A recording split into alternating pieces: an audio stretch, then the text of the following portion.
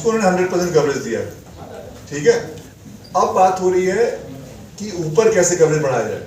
तो जैसे अगर आप देखें राजस्थान गवर्नमेंट ने क्या किया, उसका टेंडर होता है, तो इंश्योरेंस ने टेंडर उठाया, तो मान लीजिए पर पर्सन कुछ 1600 रुपए का प्रीमियम आया, 5 लाख रुपए का सम इंश्योर्ड का।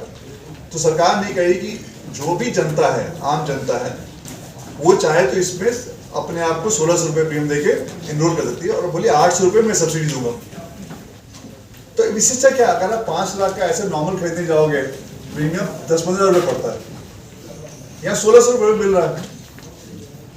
तो अवेयरनेस, जागरूकता, और लेकिन अनफॉर्चुनेटली जो प्रिंसिपल जो अभी आपने सुना ना कि हमने तो पैसे कोई मिला नहीं, आई थिंक वो एक प्रिंसिपल इंश्योरेंस जो क्लियर आदमी को रहेगा कि भैया पैसा दे रहे हैं तो भगवान न करे मिले, it has to be for use for somebody else. एक वो सोशल सिक्योरिटी, अगर कुछ गड़बड़ हुआ, अगर आप 1600 रुपये प्रीमियम दे भी रहे हो, मान लिया आपने 1600 रुपये आपने प्रीमियम 10 साल दिया, कितना दिया? 16,000, 20 साल दिया 32,000, 30 साल दिया 48,000, एक बार क्लेम हुआ 5 लाख।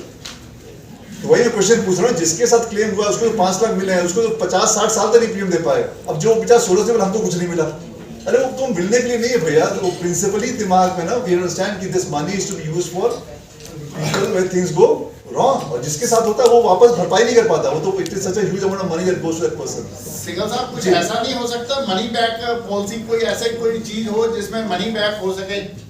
वो प्रिंसिपल ही खराब है। कैसे मनी बैक कहाँ से होता है? मान लीजिए कोई मनी बैक करता है, मनी बैक कैसे करेगा? आपसे पैसा अधिक लेगा, उसके ब्याज से वो 1600 रुपए कमाएगा और ये वापस कर देगा, उससे अच्छा म्यूचुअल फंड में लगा लो। प्रॉपर एक सर्कुलेट की उनको सैलरी दी जाए और उसके प्रॉपर वर्क कर सके, ऐसा कुछ भी। आपको अगेन जान के आश्चर्य होगा, एजेंट बहुत पावरफुल और बहुत अच्छा काम कर रहे हैं। मतलब आपको मैं ऐसे एजेंट मिलाऊंगा, हमको याद है जो हमारी शुरुआत की, उनके पास साइकिल थी, आज गाड़ी है, मकान है, और इतने सारे ना कवरेज उन्होंने किया हुआ है। बहुत अच्छा काम है। बहुत सारे एजेंट जो अच्छा काम करते हैं, बहुत तरक्की करते हैं, दे डू वेरी गुड, और 4-4 जनरेशन से कर रहे हैं। पंजाब में पता नहीं 1-2 जनरेशन मिल सकते हैं, लेकिन मैं बम्बई आप चलें, आपको इतना एजेंट्स मिलाऊंगा जो 4th जनरेशन है। मतलब उनके ग्रेट ग्रैंडफादर एजेंसी किए थे, ग्रैंडफादर किए, बहुत ही अच्छा प्रोफेशन है। रूरल जो एरियाज हैं वहाँ पे एक सैलरी बेस पे वो ज्यादा फोकस करते हैं। सैलरी बेस तो है अपने पास, वो भी है ना। अगर 10 साल एम्प्लॉय हमारे पास है तो तनख्वाह दे रहा, वो भी सेलिंग है। तो सेलिंग के बहुत बिकते, डायरेक्ट भी है, वेबसाइट पे जाएंगे उस पर बिकता है। तो हर तरह मैकेनिज्म है, वेरिएबल पे है, डायरेक्ट सेलिंग है, नो कुछ एडवाइजर वो होते हैं, करियर एजेंट होते हैं, उसमें ना स्मॉल फिक्स कम रहता है। 5 मॉडल बहुत सारे, तभी तो 1 लाख एजेंट है ना, तो हर तरह का मॉडल होता है। जी, मेरा की आबादी 140 करोड़ होगी जी। तो क्या पूरे देश की आबादी का कोई मतलब ये इंश्योरेंस का कोई है, कोई जैसे सरकार भी चाहती है कि पूरी आबादी को जो इंश्योरेंस जो है कवर मिल जाए, हाँ। तो क्या ये पॉसिबल है?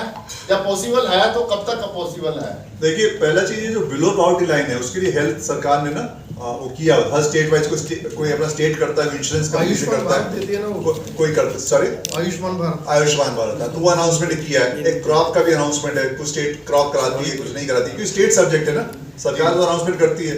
अब जैसे रेगुलेटर काम कर रहा है कि हर ग्राम पंचायत पे नो एक एंटरप्रेन्योर रखेंगे जिसके गांव में अभी, तो ये प्रयास हमेशा बना रहे। सोशल सिक्योरिटी देश में नहीं है, इंश्योरेंस बहुत बड़ा सोशल सिक्योरिटी का माध्यम है, no which has to be put there, तो काम चलता रहेगा। It is a continuous process. जैसे देश की तरक्की हो रही है, इंश्योरेंस फेडरेशन भी ना, यू विल सी दैट। आपका फोकस किस पे, हेल्थ केयर पे है, सभी पे है, या हेल्थ इंश्योरेंस पे है, या जनरल इंश्योरेंस पे? अभी बैंकों में आप अकाउंट खुलवाएंगे 200 रुपए में वो आपको बीमा कर देंगे कि साहब ठीक है, मर जाएगी तो 2 लाख मिलेंगे। जी जी, है ना अपने पास, क्योंकि जनरल इंश्योरेंस में क्या है, हेल्थ भी होता है। हेल्थ इंश्योरेंस जो है, आपकी कंपनी का फोकस किस पे, हेल्थ पे है या जनरल इंश्योरेंस? तो अगर आप देखो, नहीं तो वही मैं कहना चाहता हूँ कि हेल्थ इंश्योरेंस भारत में तीनों बेच सकती हैं। जब टर्म प्लान होते हैं ना, टर्म प्लान खरीदते हैं, मेरा दोस्त है उसने 2 बार खरीदे, बोला यार मरा तो है नहीं, अब क्यों खरीदना तीसरा? वही तीसरी बार कुछ थोड़ी रास्ता है, मैंने इसको क्या तो वही बात है, कोई तो मरा ना, उसका पैसा किसी काम आया होगा, उसके काम ना आए तो अच्छी बात है, ये आपको दोस्त से कहना है। पहली बात, हेल्थ इंश्योरेंस भारत में तीनों बेच सकती है, लाइफ इंश्योरेंस, जनरल इंश्योरेंस और हेल्थ। तो जनरल इंश्योरेंस में हेल्थ का हिस्सा है, तो अगर मेरा पोर्टफोलियो देखोगे उसमें 20 से 25% मेरा प्रीमियम का हेल्थ प्रीमियम है, 35% मोटर है, 15% फायर है। तो वो इंडस्ट्री का भी है, इंडस्ट्री का भी ऐसे ही है जनरल इंश्योरेंस में। हेल्थ मेरा फोकस है। आप देखो गुजरात का पूरा जो हेल्थ इंश्योरेंस है वो मैं कर रहा हूँ, गुजरात सरकार का, नो तो ऐसे ही अब देखो जनरल तो काफी कवरेज हमारे हेल्थ का है, तो फोकस है। अब अगर पंजाब नेशनल बैंक भी जाओगे आपको हेल्थ इंश्योरेंस लोगे तो बजाज का ही मिलेगा, मेरा ही मिलेगा आपको वहाँ से। इसके ऊपर जीएसटी भी है जी, जीएसटी है 18% है। लोगों ने देखिए जी वो आई साइड नहीं, हमने काफी रिप्रेजेंट किया है सरकार को हमेशा देखिए अब गवर्नमेंट का तो मैं डिसाइड नहीं कर सकता ना, रिप्रेजेंट कर सकता हूँ कि जीएसटी शुड बी रिड्यूस, तो रिडक्शन हमने हाँ we already represented that. Real आज बात है लग्जरी देखिए हमारा ये कहना है कि जो चीज सोशल पर्पस है it should be either exempted or reduced. 18% to us is very high.